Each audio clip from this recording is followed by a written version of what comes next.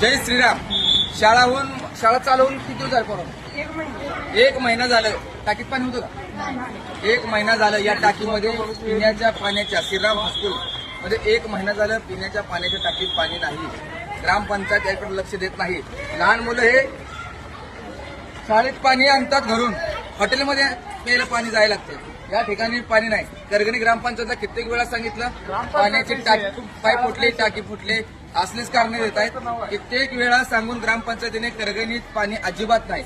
या ठिकाणी लोक विकत घेऊन पाणी प्यावं लागतं आणि हे पोर आहे ते सर्व हॉटेलमध्ये जाऊन यांना पाणी प्यावं लागतं. यांना म्हणजे ग्रामपंचायत यांचे आई वडील सगळे घरपट्टी पाणीपट्टी क्लिअर असताना सुद्धा या मुलांची अजिबात यांना रहिवासी दाखला जरी लागला ग्रामपंचायतमध्ये तरी यांच्याकडून घरपट्टी पाणीपट्टी पहिली भरून घेतली जाते आणि मग यांना दाखला दिला जातो. मग ग्रामपंचायत यांना पाणी द्यायला पाहिजे की नाही? स्वच्छ पाणी सुद्धा नाही. ग्रामपंचायतीच्या टाकीमध्ये फिल्टरचं पाणी नाही.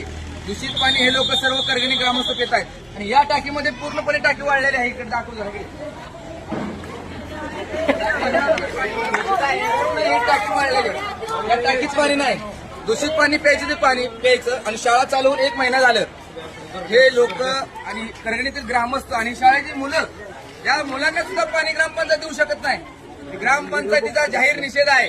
लवकरात लवकर जिथं पाण्याची पाईप फुटले ती पाईप लवकरात लवकर दुरुस्त करावी आणि करगणी गावाला स्वच्छ पाणी द्यावं, फिल्टर चालू करावं. अन्यथा ही सर्व मुलं घेऊन मी रस्त्यावर आंदोलन करणार आहे. जय श्रीराम.